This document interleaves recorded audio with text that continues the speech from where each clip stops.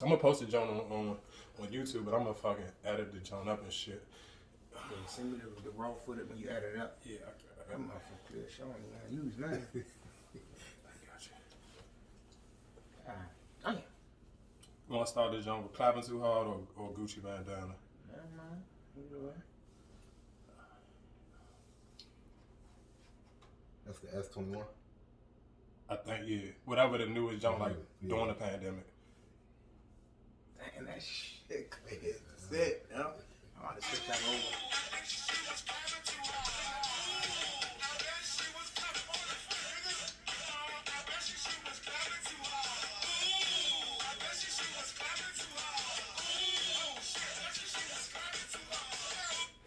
Just in case y'all kind of ain't familiar with that song, if that one don't hit, you may have to be a cult follower. I don't know if you gotta be a cult follower to know that one, but I know for a fact if you ever came to DMV and there was a half decent fucking DJ in the building, you know this song by fucking front to back. I'm 100% positive. I bet my life. If you ever been to the DMV since probably 2011, you'd have heard this song in the club at least once a night.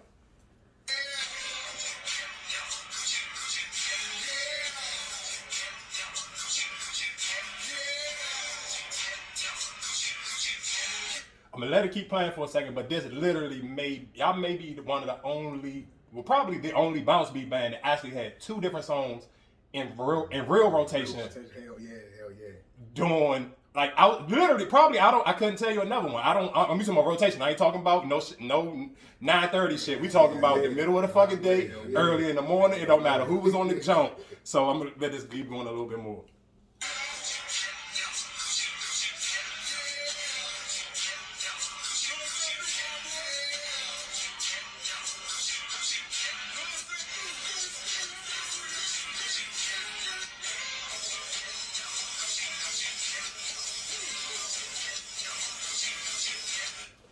And for all my out of town listeners, this episode may not be for you, but if you really want to know the DMV culture, because I know this is a worldwide thing, it's just not a local thing. But this to me is one of the reasons why I feel comfortable the way I feel comfortable talking. So I gotta make sure I always share light on our culture, especially because now I feel like when people think of the DMV, it's so much other shit that they may get familiar with before they actually get with the culture. So if y'all don't know what y'all listening to right now, you're listening to the #1 podcast in the DMV. And I am Crazy with Mikey, aka CEO Mikey.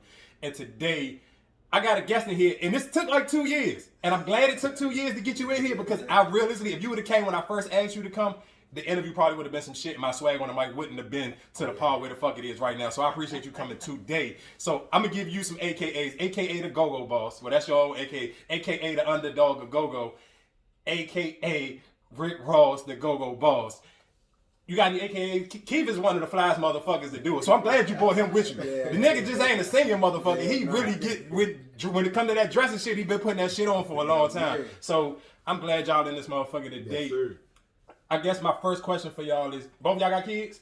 Yeah. All right, so my question is, how do y'all feel where basically the era of the DMV y'all were born in was go-go? That's all we had. We had nothing else. Now it's kind of where I guess you're raising your kids in an era where it's generation is rap for real. Yeah, that's So I guess my first question would be is how do it feel for y'all raising up on actual just go-go, and what was your first band that y'all fell in love with? And then I asked y'all again about the rap shit a little bit later. Yeah.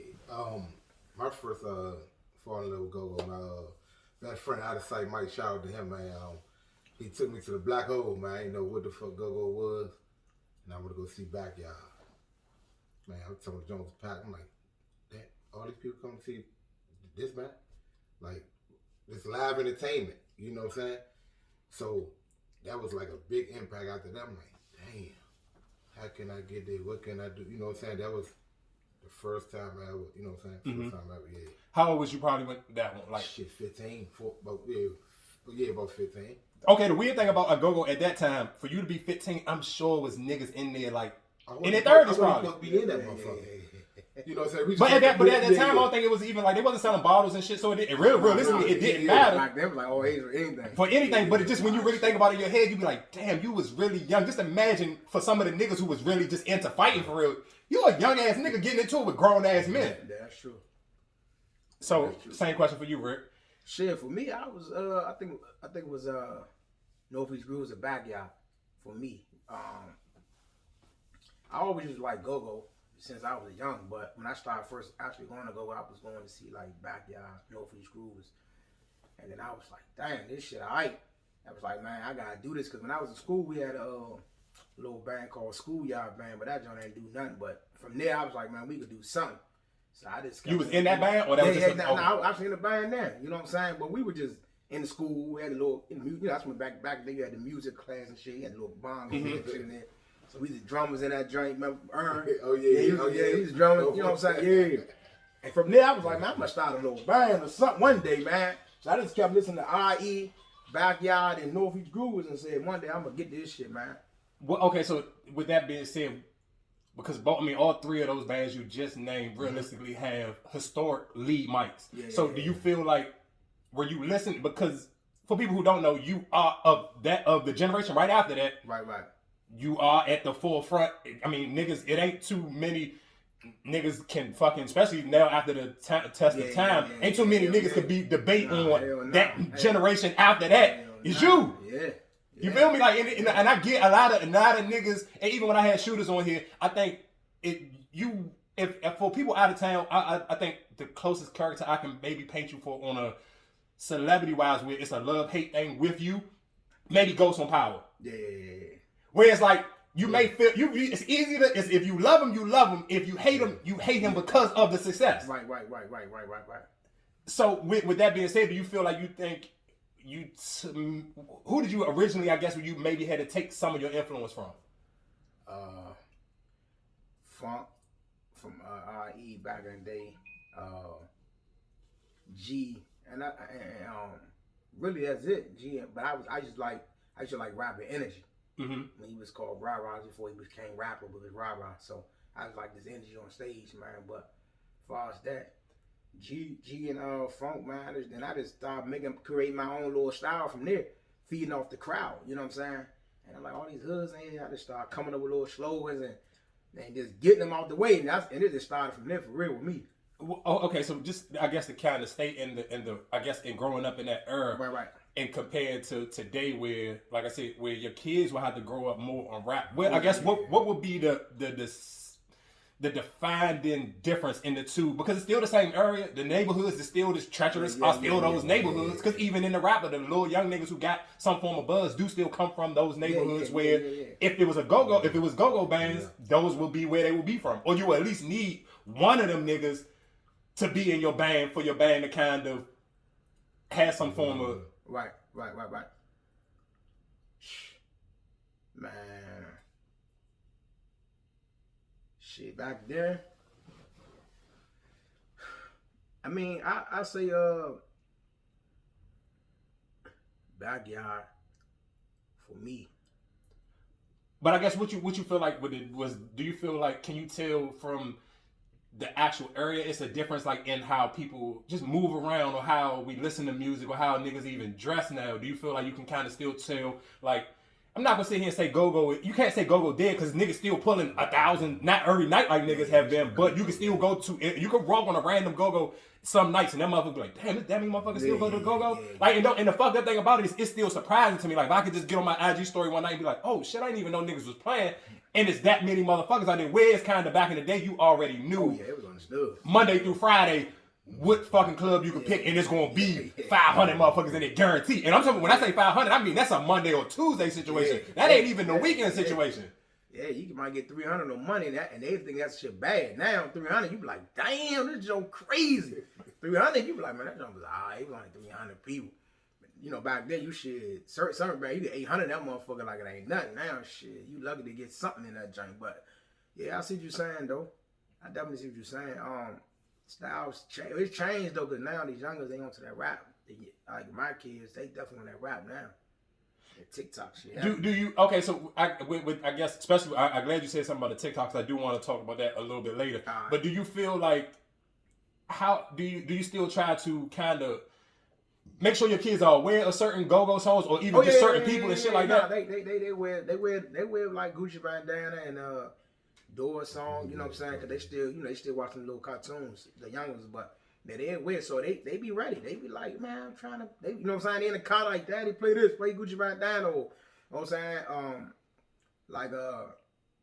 like Gucci Bandana, they'll say, what they started the train, they be like, hey, well, hey, but they don't really know what it is. Of course. It's crazy though, you know what I'm saying? But they still listen to them type of songs. Okay, so I guess another question that I want to ask y'all, because I had this conversation with my cousin earlier when I told him that you was coming on here, and I was saying how like I look at numbers on YouTube and I just be like, some of these, like, that's how niggas try to determine if they hot or not. And then I'll be looking at it like, some of these young niggas got 1 million views, but I'm like, bro, these songs ain't big as no go-go song. No. I could pick a bullshit band. I'm 100% positive I did a fucking poll on, but I'm gonna keep it with y'all. I don't even want to use no smaller bands. Right.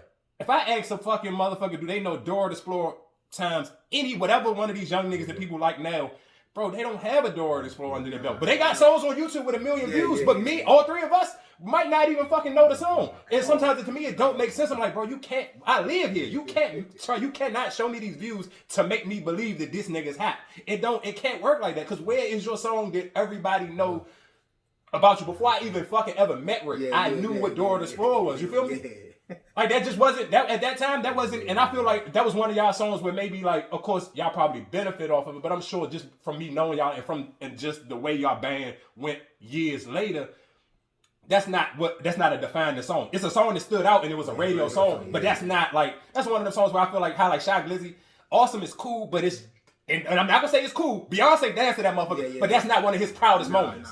And you can even tell when he talk about it when it's brought up, it's kind of like, I made it, but I made sure I didn't stand on that shit. I didn't never try to do another one. And I feel like y'all never tried to do another one. Like you left that shit where it was, and it was just like, all right, it was for the moment, we caught one, we not about to do this motherfucker again. I could do that shit again. But dude, the crazy thing, just think about how kiddie-ish that song is. But for niggas who don't know, and you listening, bro, y'all, and I literally was talking to my cousin about this, some of the places where fucking Reaction played and really was getting their nuts off of, you had to be a certain type of nigga to want to go see them in them places. Oh yeah. You think about some of the shows like for even with the Brian Manor. For let's just say if I know y'all had nights where y'all I'd have been in them and I'm not even talking about the Nicki Minaj shit. I'm talking about just a random Friday night where that junk jam packed. You gotta think, so let's say 1,500 motherfuckers on a Friday night. You know how many niggas didn't come because they was not going up in that death trap? You gotta think about it, but you niggas don't realize that. Like, it's just like, damn, we pulled 1,500 motherfuckers, but how many other motherfuckers didn't come because we in the middle of a death trap in Southeast? Yeah. Like this, you talking about, this ain't one of them, like for people who may come to DC now and you go to think about Southeast and you may think of like, whatever fucking shit they got up there now. No, I'm talking about the fucking wherever you live at, the trenches of where you live at, where you don't really want to go, especially at nighttime, where it's a line outside at 12 o'clock at night, where you know you don't want to be at. It's there. And it's 1,500 motherfuckers who was like, fuck it, I'm going. Yeah. And I just know, especially with the DMV, it's almost like a bi-coastal thing. Like, if I'm from uptown, nigga, I'm not being caught dead on the south side. You can't, and I always tell niggas, the bands who thrive is when you play out Maryland for real, because it's a neutral playing zone. Everybody feel comfortable coming to Maryland. Nah, the bullshit. Niggas ain't, it's certain jumps where I never in my life been to the Black Hole. Never. I didn't even start fucking going to fucking DC Go-Go's until I literally was getting paid to have my ass right there.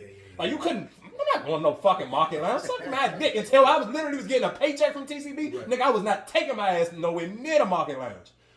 But that's just the honest truth. But you come to the La Pearl, the Thai seafood, any of that shit, Hell yeah. Nigga, everybody mother will come. Yeah, that's true. I remember we was playing the Boom Room, Club Levels and all that. I knew a lot of Maryland people wanted to try and come. So remember we used to go out to the Man Shuffle Star Network to try and get out there. And Big Willie, he ain't want to try and fuck us. He considers a DC man. I'm like, nah, we gotta get out here in Maryland because man, it's a bigger market out here, man. People scared to come out DC. Especially in them type of clubs, so I was like, man, we gotta get in fucking Maryland somehow, some way. We just kept going out there, drive, pick them up every day. Like, man, we gotta go out this show, man. We gotta go out this show. But I guess what was the benefits of playing in, like, when you say the Boomer Room? Because the crazy thing is, my god sister live in Trinidad, so but don't get me wrong, all of them were diehard TCB fans, but their love for y'all was a little bit different because it was like, I could just literally just walk up the street on my bullshit days and go see Reaction. Definitely could.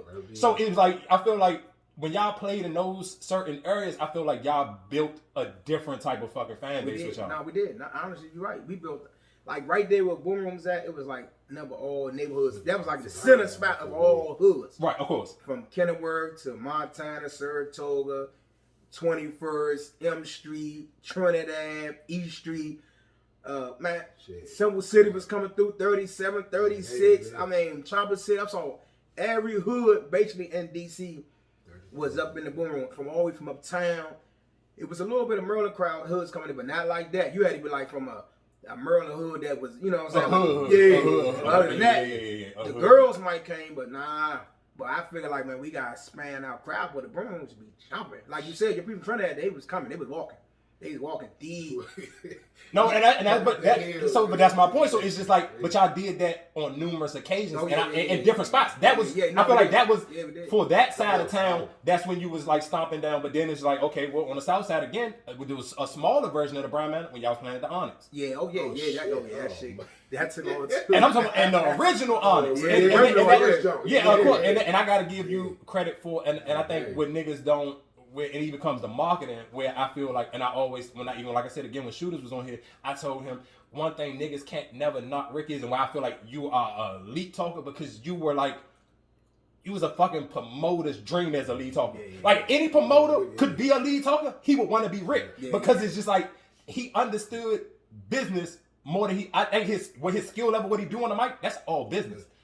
And you can tell me if I'm wrong with it, because just fucking the way you stamp hoods, some niggas thought they was too cool. Like, rest in peace to Polo.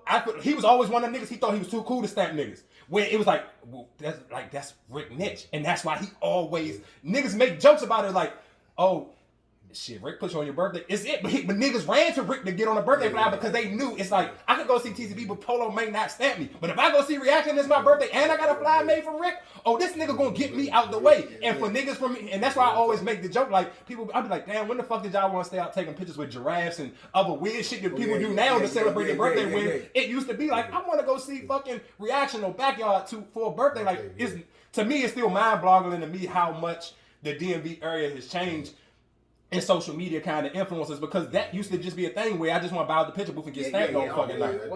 What? Hey, that's all you wanted there, to get stamped in that booth. You about the booth. Exactly, but to go back to the Onyx is, and this is when this probably like my first time actually really started to do business with Rick. Rick reached out to me and was like, I see you got the clothes shit in this apartment. And this was when I was doing, and this was for realistically, I think this speaks to your vision and understanding your market and your demographic of who come to see you. This one, Bright Colors, I was the only nigga selling Bright Colors. So for him to jump out there and say, I'm gonna do Crazy Way Saturdays, for one, I always want to appreciate that. But that just showed me, like, you gotta think about it. This in the hood. This nigga is doing he giving away Bright Colors in Southeast. Like, you feel me? That's a nigga going out on a limb. That ain't just sitting here. This ain't fucking hobo. This ain't at that time. It was going out on a limb and kind of literally, like I said, for even to be a flyer, and I know his age group of people, so it even be Crazy With Saturdays. To me, I always want to appreciate that, but it just again speaks to how he was already one step ahead of doing shit that niggas wasn't doing. Yeah, all the things and shit he came up with, really, you know what I'm saying? Like,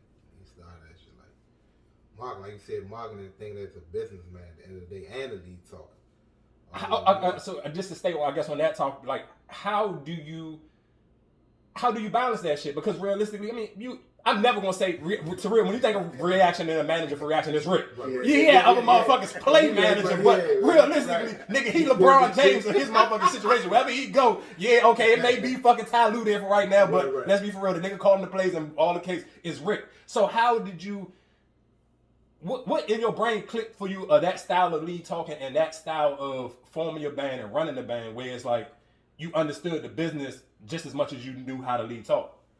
Man, just when I first started out, you know what I'm saying? Coming out from being in the hood and shit, you putting the band together, you don't know nobody. You know what I'm saying? So you just like, shit, if I want to play, I got to just do it myself. And that's what I started doing. I just started doing that shit myself. And then started going around like the print shop, hanging around motherfuckers. People, what they doing, like, oh, okay, that's how they do it, shit like that. But, when we first started out, I was a big promoter doing that shit ourselves. We get up 4 or 5 4 in the morning, going out there bus stops, putting out little paper flyers at the bus stop. So we know the little kids when they get up in the morning, they catching the bus to school. So that's the only thing they seeing is like a little fly, like, but the information where the spot at. And that's how I started out from there. Ever since then, I was just like, man, I would just wear 3 suits, man. You know what I'm saying? And, once you do it that long, ain't no point. You know what I'm saying? Even having nobody come through, because they ain't gonna do how you want. But I guess my thing was, how did you stay down on that? Because a lot of niggas can't stay down on, I'm a bet on me, especially at Go-Go, because like you said, Vic didn't want to show you love, but I'm sure hell nah. you didn't, and realistically, probably because you didn't want to play ball, however he wanted you to play ball, for real. Nah. So it's just like, how did you sit here and say, I'm gonna believe in me and I'm gonna stay 10 toes on what I really know that I want to do, instead of fucking sitting here saying, I'm gonna go find a manager who can kind of network for me. Man, niggas around my way just kept saying, stick with it. Stick with it, man. Just go ahead, go to practice, keep going, stick with it, man. You got it. And I was like, fuck it. I'm going to bet on me. And I just been betting on me ever since then. Like, fuck it, I just bet on me. You know what I'm saying? If I crash out, then I crashed out. At least I can see I did everything I could do. And I guess even to me a cooler thing is even with your names where it was the underdogs of Go-Go to then to go to the Go-Go Boss, and realistically at those times those names were fitting for what you was doing. And again, like I said, when it comes to the Go-Go Boss, I think that's when it comes, of course, the love hate for your love with Rick is like, man, fuck this nigga, but you gotta respect what he doing because he holding his nuts on niggas, like, but you gotta respect because it comes from. He went through eras where it was at certain times, okay, it was niggas hotter than him, it was bands bigger than him, but he still weighed the test of time until it was his time. I don't know maybe I'm not as familiar, but can't remember you sitting here saying, I'm about to diss niggas and do all this to get where I'm at. You just waited your fucking turn under. Yeah, it was crazy you said it, because remember we was at the Mad Chef, going to Mad Chef, and I was like, man, our time gonna come. Because, like, we was trying to get in the joint, and Vic was like, nah, y'all can't get. No, that was bad. Bad, like, nah, y'all can't get it. Vic said it was cool. But man, every time we get to the door, man, like, nah, y'all ain't getting it. No. And one day I was telling him, we was riding one day, I said, man, don't even worry, our time just gonna come. We just gotta wait it out. Our time just gonna come. And we just kept waiting it out, just kept playing, and shit, you know what happened from there. What do you feel like, what was outside of the Door song? But let's go back to the Door. Like, what was your feelings for, was that your first big song, or was that your first big song outside of your cult audience? That was our first big song outside of the audience. So She's a Freak and Door came. We did that at the same time. Yeah. But I wanted to drop She's a Freak first. Mm-hmm. But you know, I was working with Jermaine. He was like help side co-manager, and I was like, he was like, man, let's just drop Door. I was like, man, I'm from the street. I don't want no Door. So I said, fuck it. So one day, this is what I did though. That's when the Crossroads was open. Mm-hmm. I went up that joint and met with who's that, DJ Flex. Went to Crossroads, gave him the CD. And that shit, from there, man, I guess that shit went in rotation. That joint won Battle of the Songs for like a few weeks straight. They had to retire the song. I'm talking over T.I., all these national artists. Man, I was like, people calling my phone like, man, they playing that joint on the Russ Power Morning Show. I'm like, huh? Like, they playing that joint early in the morning because I guess kids was going to school. They wanted to hear it. So then people's coming like, man, playing that joint like 5 o'clock, man, for the 5 o'clock gridlock traffic jump. I'm like, what? And I'm like, what the fuck? So they was like, Russ Power was talking about it. Neo was talking about it. All these celebrities talking about the song and all that. I'm like, damn. And that shit that was a whole different audience, man. We was getting booked like shit just off that song. Do you feel like you understood the business when that song got hot?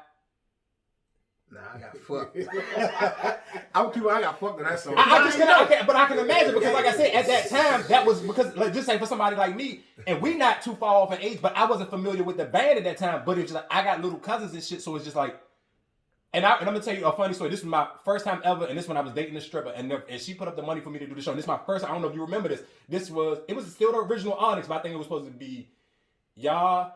MOB and somebody else on the jump. And this was like, and this is how vicious Rick is of a businessman. He tried to finesse me. I was not fucking with it.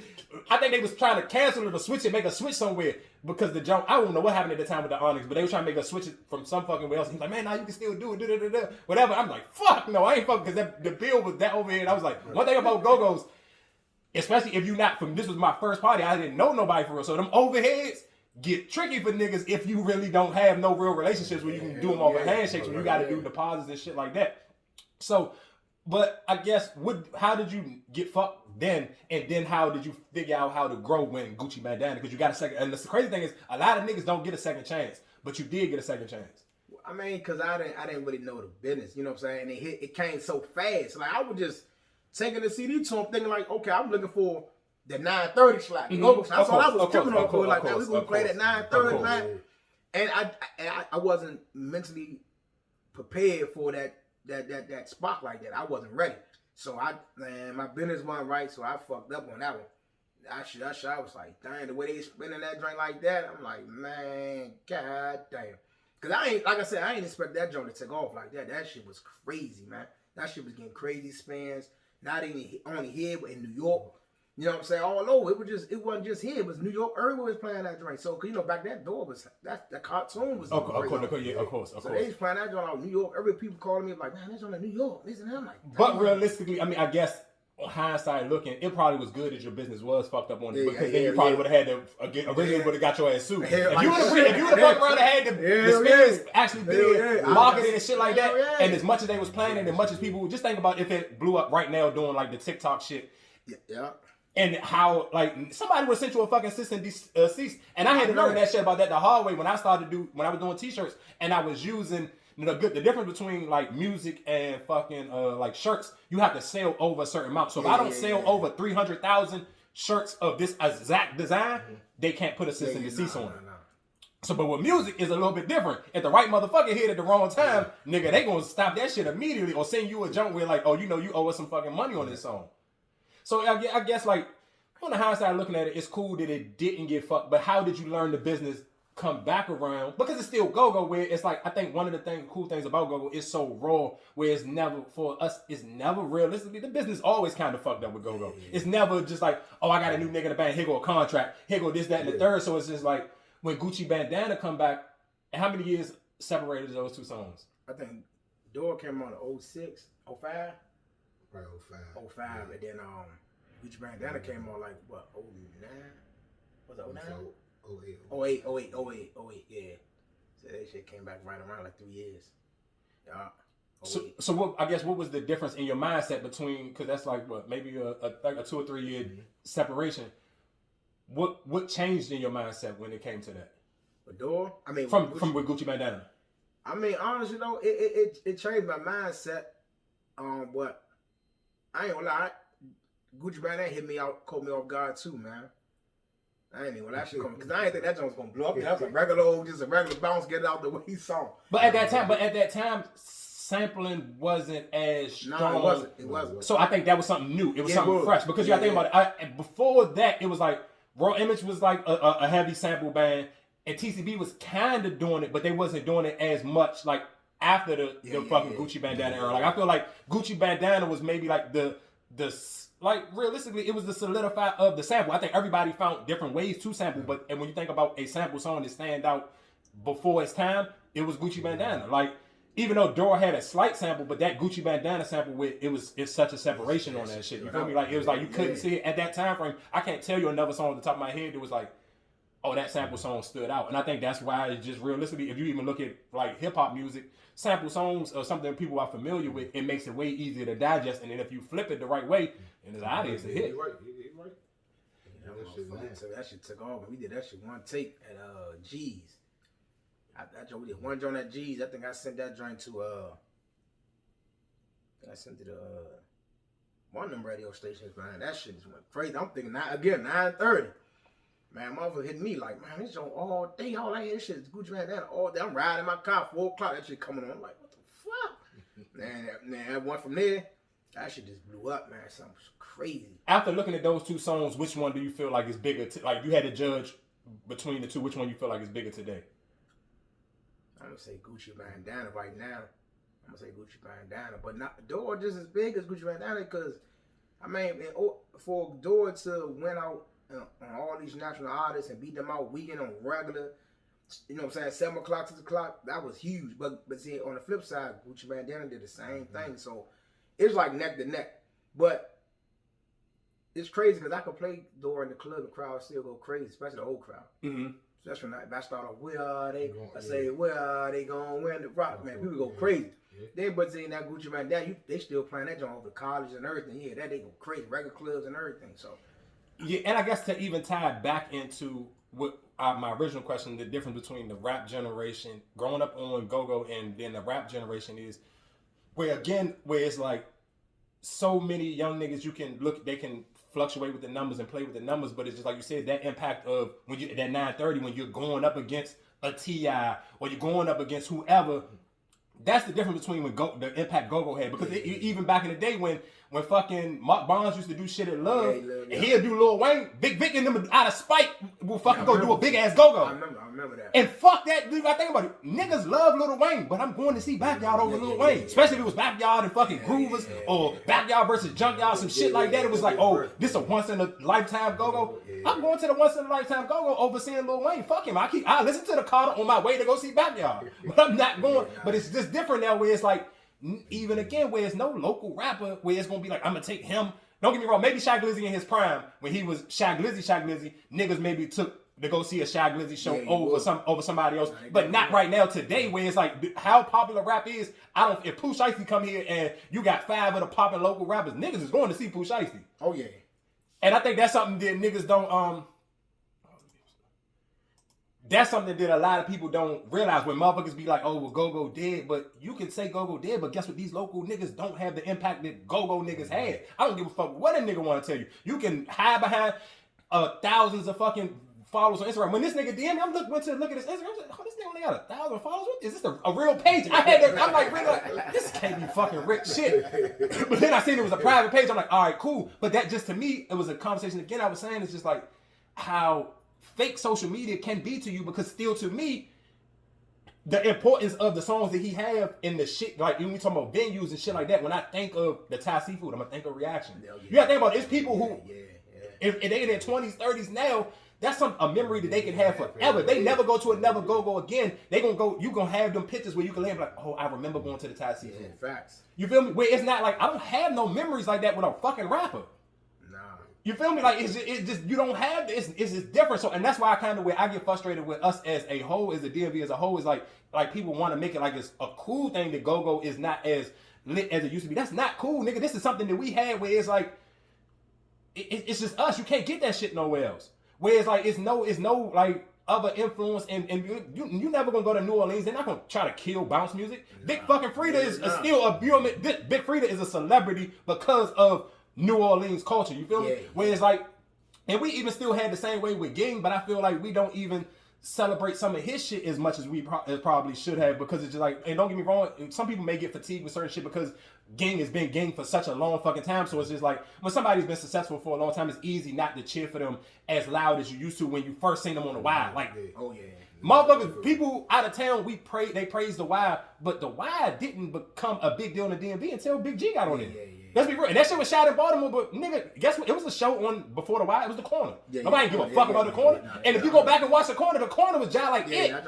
But The Wire had an impact because it had Gang on it. And guess what? The people on HBO knew that impact. And that's why even if he only had a small ass scene on that motherfucker, he was on that bitch every fucking week. I remember when he said he was on that jump, I watched that motherfucker, and I ain't even watched The Wire until I see him on the joint. He had that one little spot, and I'm like, so I waited all this time to watch this shit for that quick second. But they knew that, and they made sure he was on that motherfucker. And don't get me wrong, as the weeks gone by, they probably was looking at the numbers. They continuously to add more of a fucking jump on for him. And even towards where the fucking final season, he had a huge role in the fucking jump. You feel me? His role expanded. But my thing of it is just like, to me, if just a person of the DMV, is like, why do y'all so quick and so pressed to erase something that you can't get nowhere else? Right. I don't want to fucking, because when I look at the young niggas here, now the young niggas, y'all remind me of old Chief Keef videos. When you go look at one of the young niggas now, it ain't nothing but a Chicago video. If I mute the motherfucker, I don't know where the fuck these people from. I feel like I'm watching a Chicago video. That's true. Why, you know what I'm saying? And the crazy thing is, and when I love, like, certain out of town people, Shy was doing an interview with T.I. And T.I. was pressing the nigga like, I saw that, why you don't got a Go-Go song? Like, T.I. was like, befuddled, like, nigga, are you for real?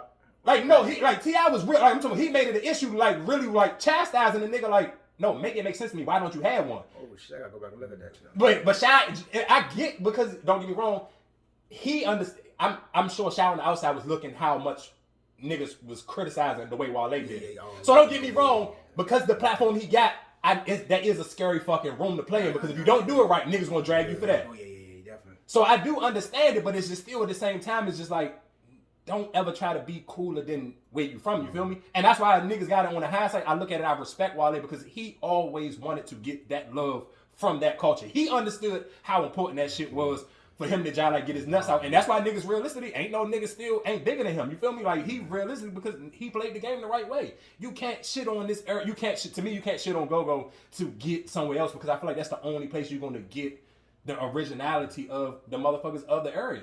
Right.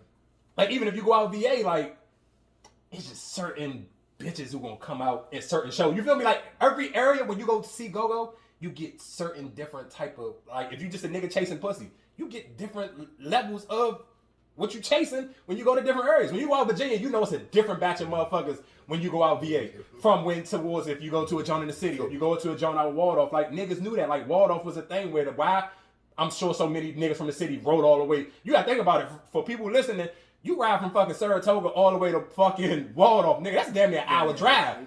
And niggas pushing that shit every Friday. Like, do y'all ever? I don't know if y'all ever if y'all ever had a chance to really think about how far people have actually drove to see y'all play. I said about especially that tie because like when we first started playing that tie, I ain't did nobody come on that motherfucker. I'm like, damn, yeah, that's when the Neon first had shit down. Though not before the Neon, we was already playing out there, but I'm like, man, nobody driving out this joint. For me, it's like 45 minutes. So what the fuck? So man, I don't know how it happened. One day that joint just got crazy, man. I pulled in the parking lot like, wow. It's really for us, Sean. Man, it's on pack. And you don't have to say it, but I'm gonna say it. Where and I even tried. I would try to even promote TCB out there before, but and that shit didn't hit like how y'all shit was. Back y'all try to play out there. That shit didn't hit. Like don't get it. Like and that's something that I don't never want. I feel like every band has their spots. That was y'all spot. You feel me? And I don't never wanted to make it like niggas didn't try. Niggas tried to go and play that motherfucker, and it just didn't hit the way it hit for y'all. So it's just like I feel like those is like with niggas. Those is your trophies. Those is your highlights. Like we don't have real awards for them, but those certain venues is your awards.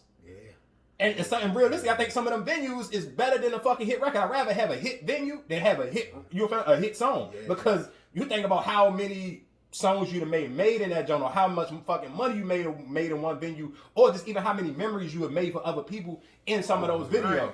Oh man. Like you feel me? Like you can still throw if you can find a spot in fucking water so where niggas is gonna be like, oh, a tie reunion or some shit like that. Because it's just one of those type of fucking jokes. Niggas don't even do Icon reunions, and the Icon was in fucking Waldorf. Yeah. My brother's place was in Waldorf, but I made a shitload of money in my brother's place, but it still never had the effect of the tie. Nah, that tie was something special, man. People still talk about the tie to this day. You can't never, man. That tie is something special, man. Like, okay, if you could give me your top 3 venues of all times for reaction, what would they be? Both of y'all, give y'all separate jumps. I'm gonna say Thai Seafood.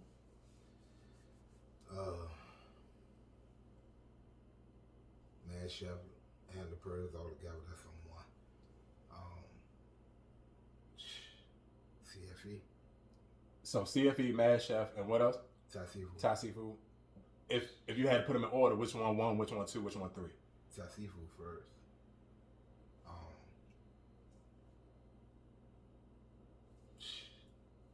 That CFE just be big man. God dang. The Pearl and then CFE. Oh, okay. I got a question for you. Because you said the CFE. Do you feel like the memories made in the CFE, was that more of a money thing than an actual enjoyment thing? And no, it was enjoyment. I mean, just we can look on YouTube right now, and I was telling him I was looking at that joint 2 weeks ago. Straight party, man. It was just you know what I'm saying, just the vibe, like the stage high, so we can see everybody from the front to the back. What songs the reaction, you know what I'm saying? So it was just that was just the live crowd, you know what I'm saying? That's for me, that's for me though. But what you think, Rich? I got so many, man. It'll be hard to tie down 3. I might have say the Boomer Room when we first started. I'm gonna say the Onyx, and I could say Thai Seafood, but man, it's really hard to tie 3 spots, man. But I'm gonna say the Boomer Room, the Onyx, and the Thai Seafood. The Boomer Room, because like that's like your first as a headliner. Was that your real first home? We came out the gate headliner. A lot of people don't know that. We started out with headliner. We started out the gate. for the packed show. Yeah, that Our first first show, show. that was jam packed. It was at the Boomer Room. At the Yeah, Boom that Room. motherfucker sold up. Packed. At that time when y'all was playing, how many members in the band was from that side of town? Just me. Just you? Yeah. Okay. Yeah. We was everybody else was from Southeast. Well, Pie. Oh yeah, Pac that. Yeah, Yeah, Pac yeah. was right. We from St. Neighborhood. Yeah. All of it, like me, him, and my other rapper, we all basically St. Neighborhood. All right, so I guess, But it wasn't just our neighborhood in there though. That's the thing though. but y'all neighborhood was, but y'all the love for you and I learned this from other people from your neighborhood. It was different. Like even like the big, niggas that was like solidified with your neighborhood. Their love for you was different. Yeah. Like you feel me? Like niggas Yeah. really was real live. No, like Rick is my man. Like Yeah. we fuck with Rick Reaction because Rick is my real live man from around here, Yeah, and that's our love. You know what I'm saying? So and it's different for like even for people who don't know. Saratoga niggas fucked a lot of Trinidad bitches, so that made it reason why. Okay, them Trinidad bitches gonna go to fucking the Boom Boom Room. You feel me? But that go for again. That just go to the love of your hood supporting you. So it make the well, if you want to fuck with Saratoga niggas, we gonna go see Reaction. Yeah.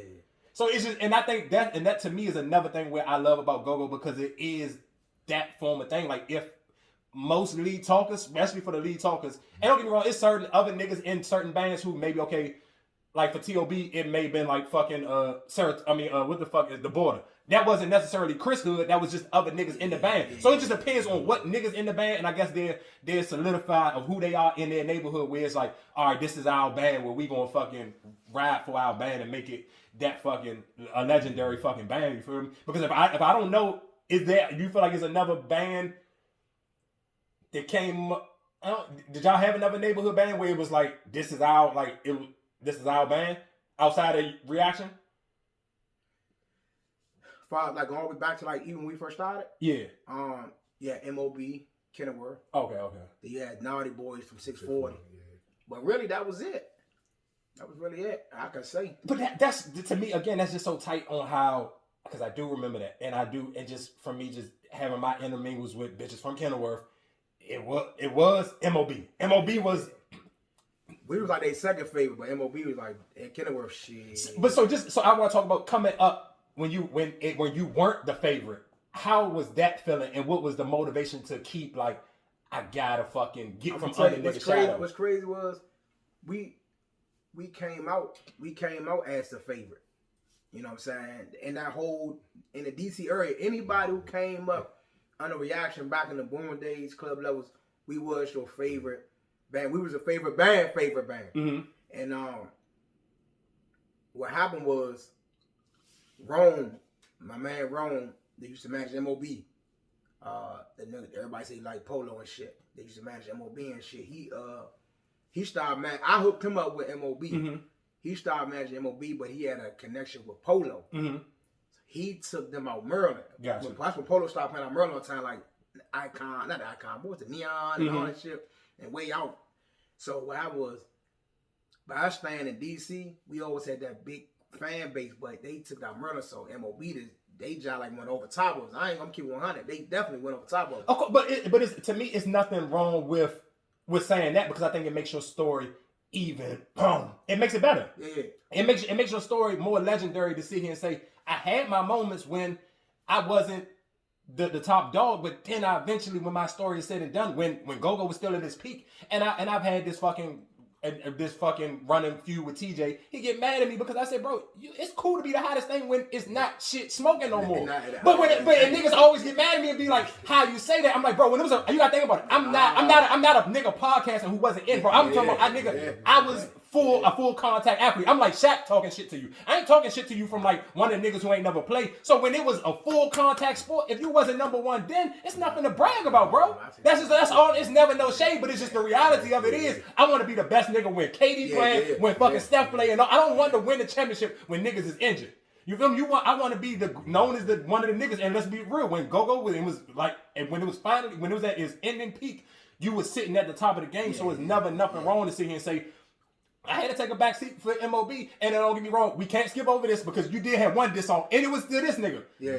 But again, it's tight because guess what? First thing when you say I'm coming, I'm bringing Keith with me. So I guess my question would be, how do you being the manager and the lead talker, how do you keep from not getting too sidetracked, or maybe you had a little sidetrack when he left and went to go play with CCB? How do you still sit here and keep it like, I guess, how do you replace certain motherfuckers? Because don't get me wrong, I feel like he is, one thing you do great is you don't let too many niggas have a face in the motherfucking reaction. When you think about reaction, you think about Rick. So how do you fucking figure out the plug in with certain motherfuckers when certain people leave? Because that's to me, that's one of the untold go-go stories that's the hardest thing. When certain motherfuckers who people love roll, and you still gotta fucking keep the fucking show fucking moving.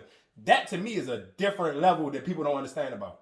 Well, for me, I always tell people, he'll tell you, and everybody else in the band, my motto, the ball gotta keep rolling. And that's just what it is. But speaking on Keith and shit, like I said, people don't really know me and Keith go way, way back. Like I said, he was, you know what I'm saying, he was a rhythm singer in the band. And you know what I'm saying, me and him got a stronger bond even through our little, you know what I'm saying, our little bullshit that we had, because like I said, I used to be over his house all the time, you know what I'm saying, chilling with his father while he had school, waiting for him to get home from school so we can go, you know what I'm saying, go to band practice and all that. So even picking him up for the shows. So we already had a relationship, but you know, things happen, you know what I'm saying, and he went to CCB, you know what I'm saying, and you know, at that time he was younger then, so he probably didn't know how to tell me that he was gonna make that move, you know what I'm saying. And then at that time, you know, I was at CCB net, so man, I felt like Manager Mark came behind me and said, "I'm gonna try to snatch one of your strong, your palm." No. You know and the reason why I want to speak on that, because don't get me wrong, when I was kind of 1 foot in, I was tired of managing.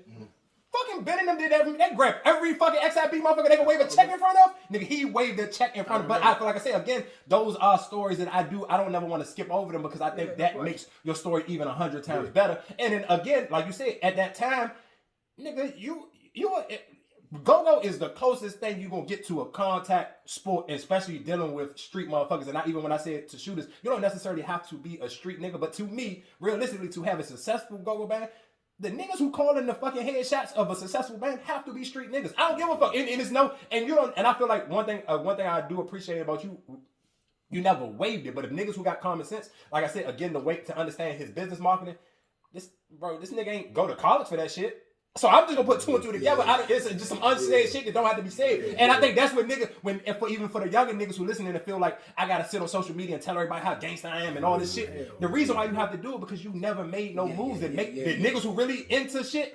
You understand it from just watching from afar. When you pick up that marketing, you pick that up in the streets, bro. To invest your own money, and that's the thing. And the crazy thing is, just a sidebar. I don't know if y'all seen it. One of the little niggas who was like a Offspring and Team Major, he told the story on how they lost out on money on the biggest show plays jump because there was so many niggas in the pack. And that's another thing that I gotta take my hat off with Rick. He ain't never let a bunch of niggas dibble and dabble on his shows. He'll pick and choose when he want to fuck with you, but he ain't fucking you ain't about to come on his Memorial Day weekend bags. You want to get a sneaky bag with Rick, it got to be on an off day. It ain't going to be on one of them solidified joints. He guaranteed no. Nah, buddy, we ain't going to do it like that. But when he did do it, he did it with street niggas. I was reading in between the lines, and I didn't know until I'd be like, oh, he was fucking with these niggas the whole time, and then you don't even know until somebody else tell you like, oh, such and such that he was fucking with Davis, them niggas.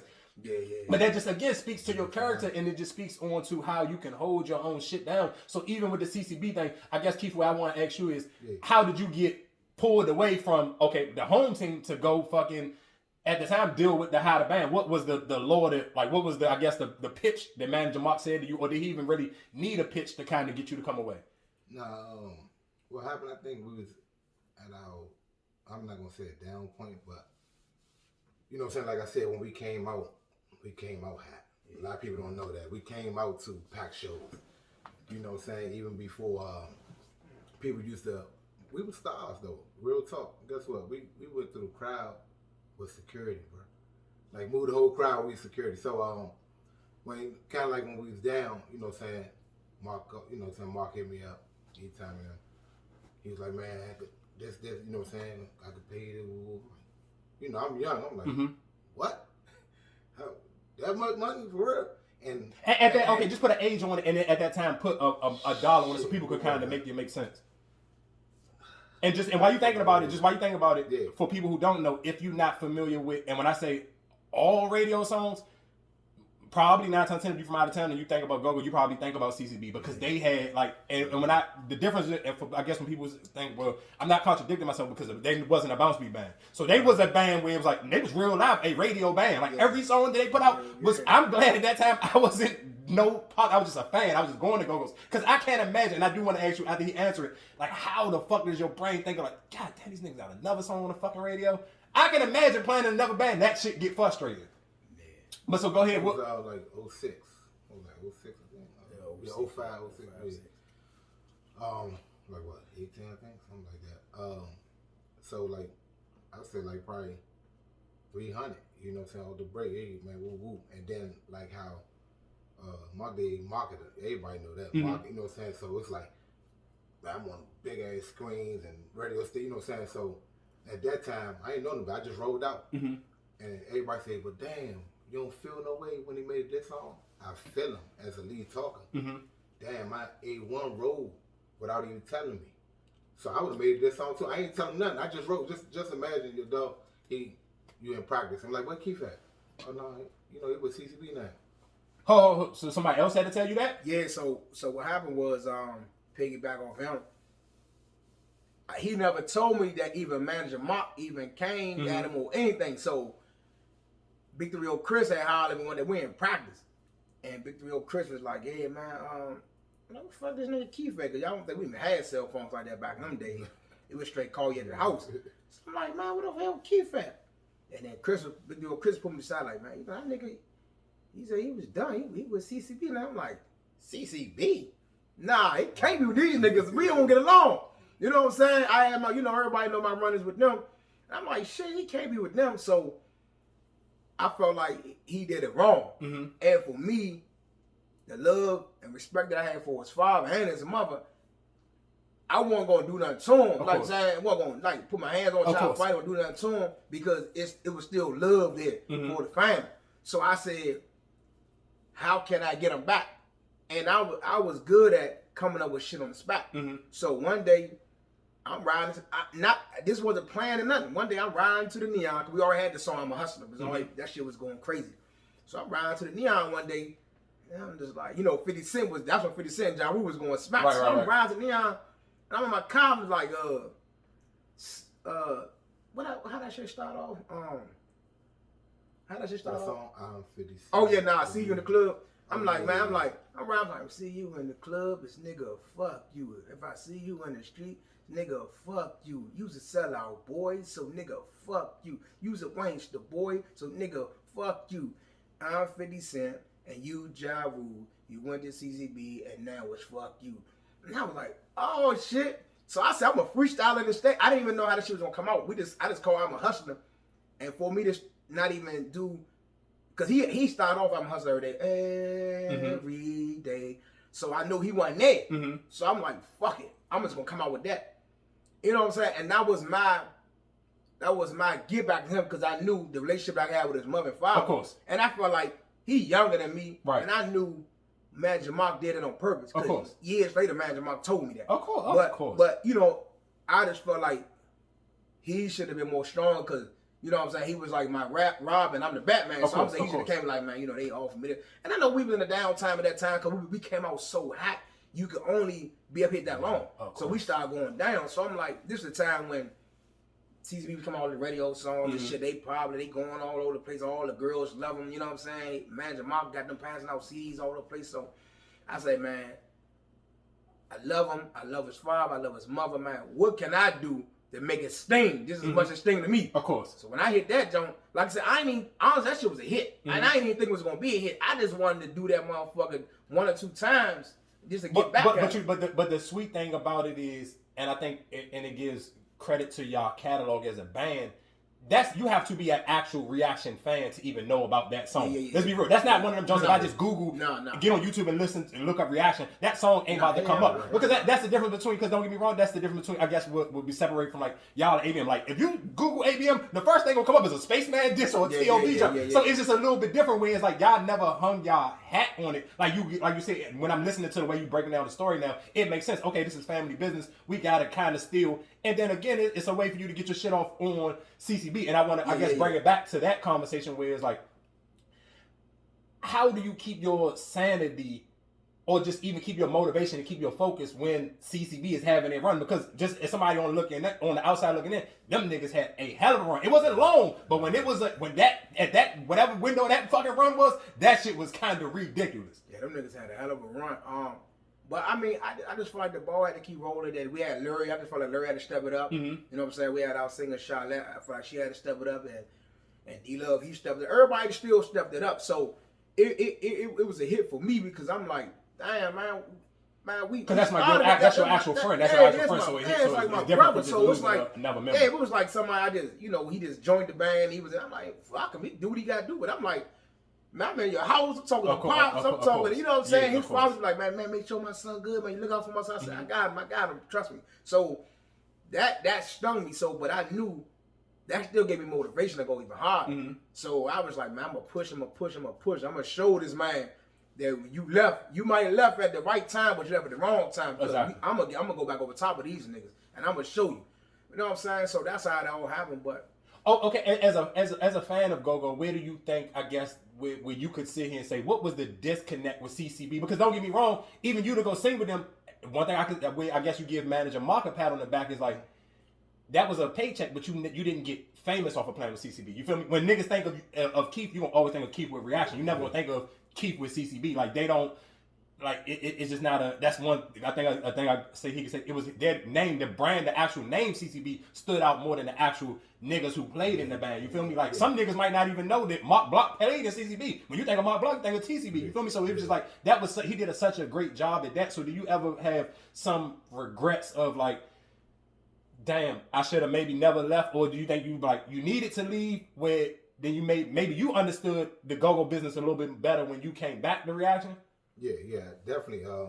Because to keep it 100, we was in DJ Flex house and all that. Because you know, what I'm saying that's when the time we came over to CD and Walmart, we had to learn about royalties and all that shit. Mm-hmm. So that was a whole different business for me. Like, damn, you gotta really know, but you gotta know what's going on. Your check coming in, why you getting royalties and all that. Mm-hmm. You know what I'm saying? So it was a learning experience for me. You know what I'm saying? I've never been on the radio, never 93.9, 95.5.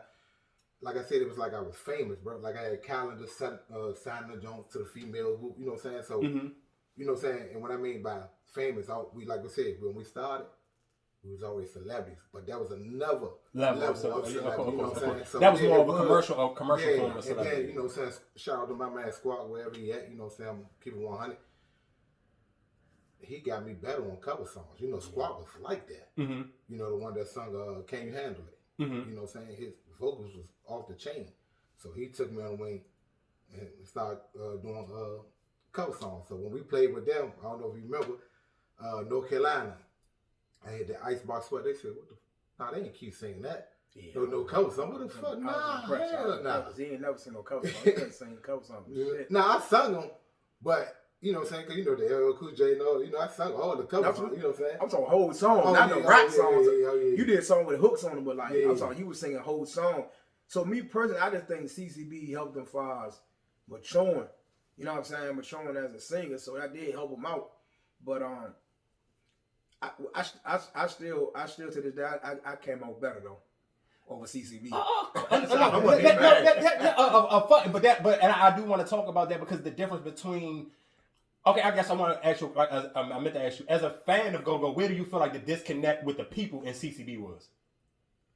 I just think, like just as a fan on some fan shit. I think he pushed them too commercial, and they wasn't street enough. Like they was too commercial to me. Dude, I'm glad you said that, dude. And that's again one of the reasons why I hate how people even try to ever. I feel like that is the detective on Go-Go. Like that is, don't get me going to a Go-Go is not a lighthearted sport. You can go to one of these bullshit jumps, but to a real Go-Go, you gotta either be a freaked out nigga, you just there for the ass, or you have to have some form of street to be comfortable and actually enjoy the environment. And the one thing I always tell people different about Go-Go is I can enjoy the Go-Go sober as shit.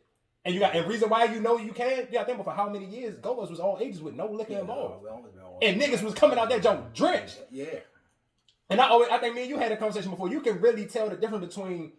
And I remember I even told Polo this a long time ago. I said, the difference between when y'all cranking at an 18 and over and an all age on, you really gotta crank at an all age because everybody is sober. 18 and over, niggas by the second half, niggas drunk as shit, niggas on some whole other shit. But at all age, you really want to know if you crank. You going to know if you can handle that all age on. So for you to have a run where you was the all age king, bro, you have to realistically be like, nah, nigga, we really used to crank because kids to come and see you. No, nigga, this ain't no. I'm not drunk. I ain't here for a fucking good time. I'm here to fucking dance and fucking wild the fuck out, nigga. This ain't for no all that other shit. You ain't crank. They on the wall. They standing around. They like, man, when the next band about to play? All age there. But okay, so I'm glad you just said it. As a promoter, how did you pick your lineups? Minus the band shit. As a promoter, how did you pick lineups? Because that crank shit did matter, and you realistically, outside of Rick, the lead talker, Rick as a promoter was a great promoter. So how did you put your lineups together at that time when you were really full for it, just like promoting? I just, I listen to the people. I get in the people's ear, you know what I'm saying? Ask them what they like to hear, you know what I'm saying? Then I just knew, like with XIB, I knew they was hungry, you know what I'm saying? So every band like that, T.O.B., I know they was hungry when Chris reached out to me. So certain bands, and then they had like, you know what I'm saying? They had a nice sound to them. See, it didn't matter if you had a fan base. You just had if you had a nice sound, you compliment each band. Because I don't like the fans, man, that Jonas like, and like you said, all ages, they're going to let you know. Of course. Especially in the Thai, the Brown Man, and the On, especially the On. The seafood probably was the worst though, right? Huh? You think the seafood was not the seafood, but the CFE was the hardest critics when it came. Because that's a big ass venue. So for niggas to stand on the wall and that big ass motherfucker, you gonna really feel it with it. If you gotta think about it, because if you crank it, everybody gonna rush the stage. But if they not, and that big ass open jump and it's early, it's early. That's a long that's what you day know for you, buddy. If it's early, everybody's standing around. Oh, see, even if it's empty, but when you start cranking, and motherfuckers come to that front, you know you're doing something. Exactly. Motherfuckers standing around like this, and they ain't dancing, you cranking your ass off you think you is, you might go ahead and pack it up like, man, yeah, we got to go back in the studio and work some more. So that's the only thing about them all ages, man. But yeah, man. So I just listened to the bands like, all right. You said you crank. A lot of times I gave bands an opportunity. I didn't know if they were cranking or not. They just always call me like, man, we trying to play, Like, all right, I'm gonna see what you can do. Now it's up to you. Now if you go on that stage and slam it up, people gonna talk about it. Especially like I said, the CFP, they always had them recap shits. Yeah. Them recaps was dangerous, man. Yeah, them recaps was vicious. And that was, again, I think that was like the first, like if you talking about trolling, that was like the first place of trolling. Yeah. Like, but the crazy thing is, some niggas you actually knew who it was. So it's just like, it wasn't niggas hiding behind bogus jokes. Because some niggas say you slum, and that nigga was actually somebody that actually went to all the go-go's. You jive like, you was waiting for them to get it, a 9 out of 10 or whatever. Especially if it was a big all-age joke when you talking about seeing he said all the bands played. You want to, especially if you one of the smaller bands, you trying to move up, you're looking for that 9 out of 10 or 8 out of 10 fucking rating on your jump. Like, and that's that's a whole different conversation. That a lot of people, like, if you really wasn't, and you actually probably had to play in a band or be familiar with Go-Go Central. To even realize just those little things where niggas was like, I'm looking forward for that. So if you a band and you like, you was, and everybody agreeing that y'all cranked the most out of everybody, and let's just say if your fucking face wasn't even on the fly. Let's say for like a fucking UEB or AAU. Let's say AAU for example, when they had that fucking what was that the clapping jump at the Showplace Arena. For that to even for them to catch a song at that big of you talking about a venue that's a 5,000 fucking people party that night. Mm-hmm. So for you to catch a song on that joint and niggas on go like that AAU, like that's to me is like. That's something different than a lot of niggas. Like, if you don't never do nothing again, you can at least be like, you can tell your kids and golf. And just good thing is when the peak of go-go, a lot of that shit's still recorded on YouTube. So you can kind of show your fucking kids like, I ain't just talking that shit. Cause you know, like old head niggas in the back at the barbershop be like, I used to bust him by his ass. Where your videos at? And ain't one of them jokes, but you still can really be like, you can go down a rabbit hole on Facebook and find every fucking flyer for y'all niggas that y'all probably ever touched on and probably even touch face on. So I guess another question I want to ask, and I guess this is for Keith. Mm-hmm. Where would you rate yourself on a scale of 1 to 5, all-time singers in go-go? Where would you put yourself? And put the other 4 niggas that wherever you may feel. You don't even have to put it in order, but where do you feel like you at with the elite niggas? Because Reaction is an elite band. Do you feel like you will be put in the elite singer category? Most definitely. Yeah. So who would be your other 4? If you put yourself in the 5, who would be 4 with you? I'd say Wink, Backyard. Mm-hmm.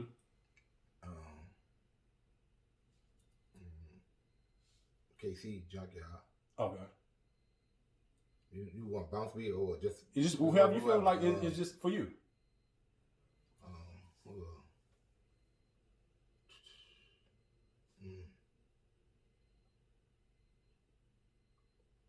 I'd say TJ Rose T from T.O.B.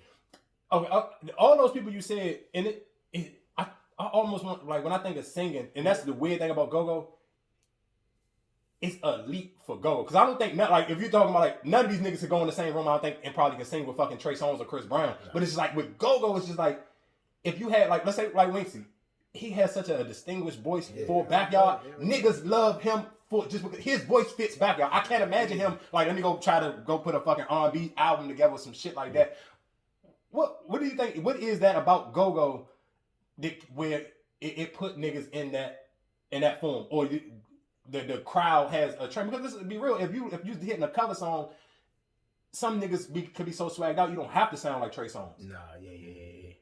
But then you get some motherfuckers like Miss Kim? She did that's the IE. She did IE. Yeah.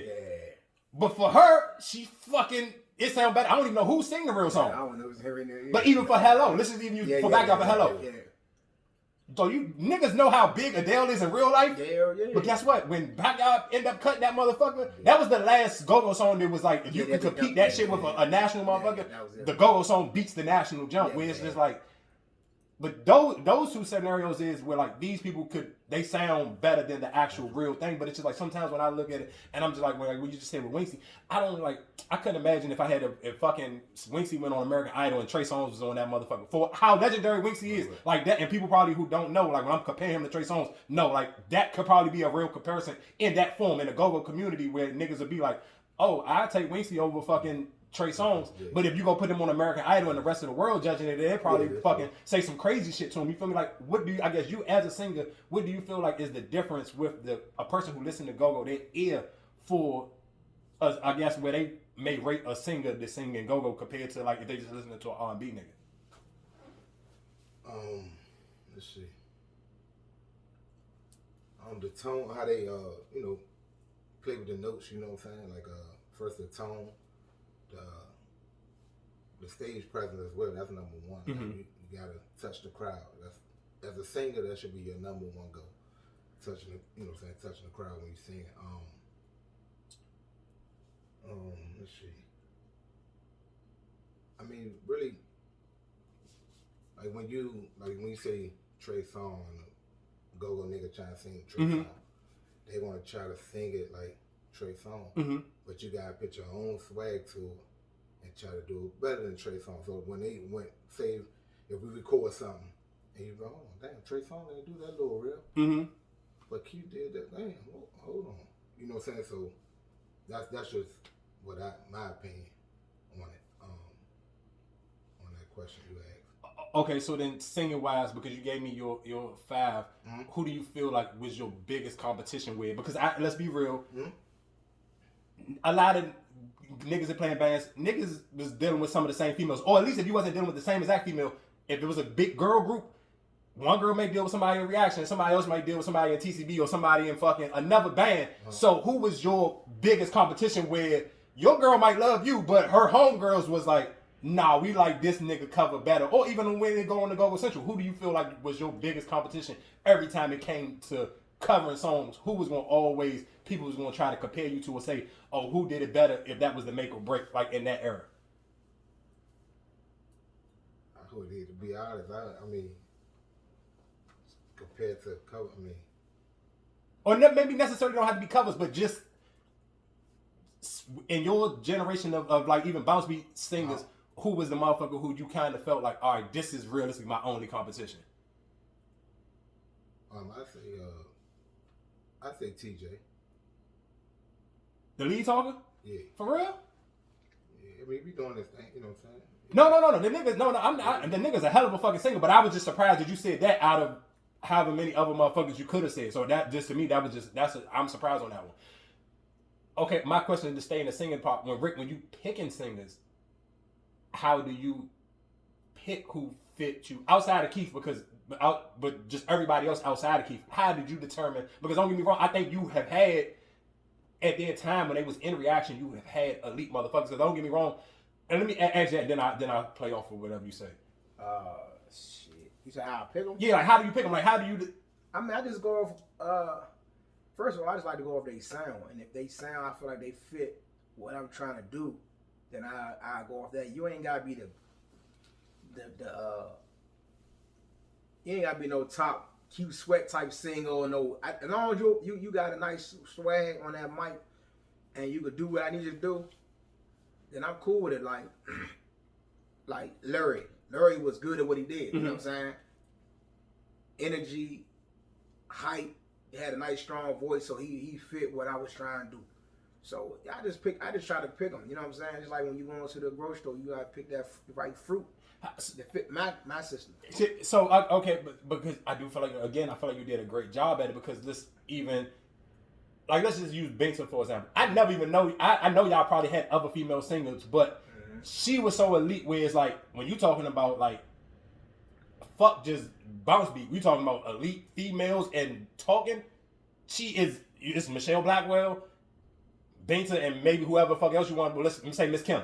You talking about them two? You got them. Miss Kim got some certified fucking hits under her belt. Michelle Blackwell is a fucking whole legend. So to put Benta in that conversation with those two motherfuckers, that just to me speaks on where it's like that's a skill level for you to be able to pick somebody like that. You talking about where because like don't get me wrong, it's not a lot of women. I'm sure every go-go band has teetered and played around with having females in their band, but they kind of come and go because it is like majority bands are so male dominated. So it's hard for women to hang around. So for you to grab a woman that is like, damn, she is this fucking elite, and she's standing. And I've even seen shows where you sit back a little bit and let her just like run the one. And I know for you, nigga, that's not you just ain't letting anybody play around with your band and fake run the one. No.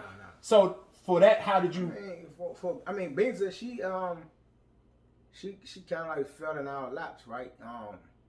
Because our original single was Charlotte, and she was actually back in those days. She was a fan favorite. I gotta give her respect and credit because they used to love Charlotte when she walked. Because she was just more so. She was more friendly to the fans, right? Yeah, like she'd come in, girls, hey Charlotte, dudes, everybody Charlotte. You know what I'm saying? So, be honest with you, man, I ain't gonna lie, man. Charlotte was definitely a diamond in the rough because her creativity was crazy, man. A lot of them songs that's hot right now that we was doing back then that the crowd still love came from Charlotte. They was singing back then. But Benta was something special though. Like when she first came, we had a trainer. So like her voice was good, but she didn't know go-go. Right. So certain songs we just tease on. Remember she tried to do one song that our old singer did, but she came out and did either. It was just so funny, but I give Benza credit because she definitely became a student to all of us. You know what I'm saying? Watching Keith, watching me, watching D Love, and learning how to do certain things. So she got her swag up there, and she, I mean, can't take nothing from her. She made a name for it, hell of a name for it. So then when she got comfortable, she started doing like Ego, one of her biggest joints. Everybody still loved it. Lion, Tigers, and Bears. That joint, Teenage Love Affair. There's a lot of joint Cheat on You. That joint was hot too. It wasn't as big as Gucci Bandana and them, but that Lion, Tigers, and Bears. That joint was like one of them joints that kind of like niggas like if niggas had niggas in their band trying to sing it, nah, you might as well just let them. And that's the cool thing about go-go where it's like everybody got egos, but it's certain. But let's be real. Every band has a radio cover song where niggas kind of be like, you all might try, but then you figure like, nah, they kind of got that one. Like for y'all, let's say Lay It Down. To me, it's like, and niggas, don't get me wrong, niggas had some good Lay It Downs, but that reaction joke was like, nobody come forward with that Lay It Down. You just gotta leave the shit alone. Like you hitting it, you just wasting your fucking time. Just leave that shit alone. It's just some songs where you feel like when you get one of them jokes where it's like niggas know it's like, yeah, I'm gonna leave that one alone. Yeah, that joint. Even Gucci Bandana, motherfuckers still trying to hate that joint. They was like, oh, I see. I didn't know that. I didn't know niggas even thought about that one. Gucci Bandana, like, what did I alone, champ?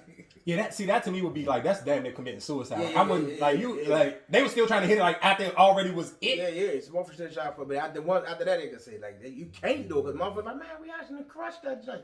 There's certain songs that you just couldn't do that we already crushed. You know what I'm saying? But Reaction always had their own little style, and then we had our own little style. You know what I'm saying? But other than that, like you said, Lay It Down was just. But that was different for y'all. That wasn't a Reaction style of way y'all sampled that one. That one was more of the playing around with the XIB, TCB type of chop it up. Because y'all Jones is normally long. Like, it's a long hook. That one was like, nah, we know what y'all do. We can do it, and let me show you. Yeah. You chop that motherfucker up. Who did that? Sick broke it up like that. Yeah, Sick broke it up. I do, just because we just talking about, I do want to just give for motherfuckers who may not be familiar and live somewhere else, I want to definitely give them just a taste of that one. That thing is great.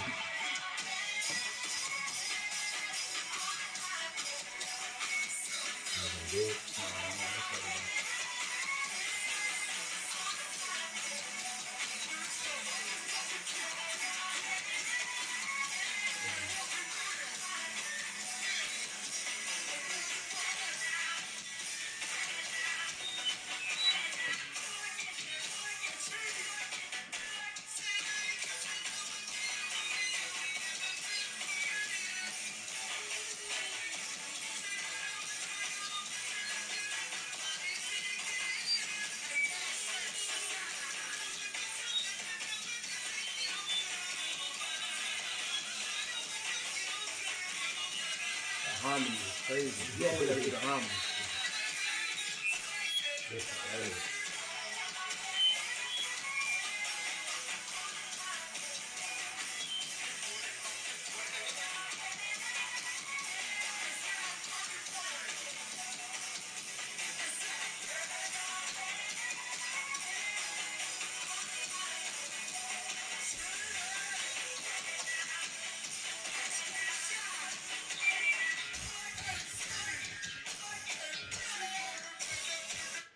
All right, so nah, that shit.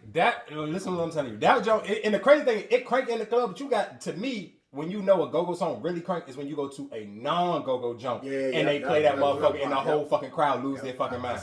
That's when you know you really got one, when they play this shit in like Love or some fucking way, or Fur, and then they that shit, because that's just like some of the people who just like, I don't want to go to a go-go, but when they play, that's how you, to me, I always like, where you feel like, that's why me personally, I never think go-go would actually die, because you ever watch the response in a non-go-go club when they play one of them, not a fucking radio jump, but one of them raw, like you actually had to be there to understand the impact on that song. It's just a different, to me, that was one of those fucking songs. So I get a question I want to ask you about, how, in a band, as the lead talker, how did you pick and choose who did hooks?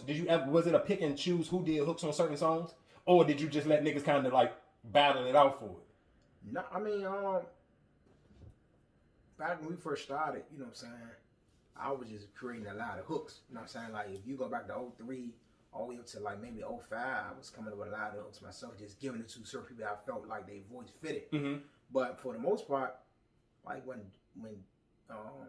D-Love started, D-Love, when he first came to the band, he just came prepared. That was the most preparedest nigga I ever seen, because he came with a whole composition book, remember? Because he came actually Unbreakable band. And actually, because, you know, D-Love, we all from the same neighborhood too, so my old rapper Pop kept saying, man, D-Love, man, I gave him D-Love, the name D-Love, but he was really named Demers. So he's like, Murs trying to play. Like, man, Murs ain't trying to play in this band, man. I kept brushing them all, like, man, hell nah, I ain't using no Demers, man. Then he just kept saying it, right? So I'm like, all right, cool. So I'm like, I told Murs to come around the way one day. He came around the way, and I'm like, all right, you think you can do it? Yeah, I can do it. So I come to practice. We practice on New York Avenue, Studio 202. Man, that nigga came with a nice little composition book, you know. And we going through our regular old programming practice. That nigga open that motherfucker up, hook. I'm like, damn, you here? You ain't gonna leave you. And so then when Devon came, he was a little rough around the edges. He didn't really know how to. His time was fucked up, but he was a student of the game too. So he just kept watching it. And what I used to do back in the day, I used to give people, like when the bands get paid and shit, when the manager used to pay the band, he used to give them like envelopes, but I used to write messages on the index card. Mm-hmm. And just to show you where you at with it. You know what I'm saying? So when you open your envelope, you got your index card. So I used to always get on Devon, like, bro, your time and all, this, that, and other. So he said he used to save all the index cards, try to, to get it so he could remember, you know what I'm saying, get better at it. And then, D-Love was helping him, so he had got better. But sometimes, to this day, shit still might be off a little bit. I guess the cool thing about that is, for even, I guess, just for people who don't, I mean, I'm sure for motherfuckers who listen and been listening for a while, he's talking about Pretty D. So when he do those, I think that's almost where it's like he stand out. Where it's more like sometimes with other motherfuckers, I wouldn't know who was who if I'm not, you know what I'm saying? Like if I'm just listening like to a CD and I don't know who is who, I feel like he always had a voice outside of yours that stood out from the rest of the fucking jump. Like even like he the only person with a hook on Gucci Bandana, right? Yeah. So just with shit certain like that, like I think that's one I always wonder, like, okay, in a band, how do niggas feel when it's just like I miss out with a hook on a song that fucking big? Because you know, for him, everybody for who know Pretty D, he hanging his hat on Mr. Gucci Bandana. You feel me? Like,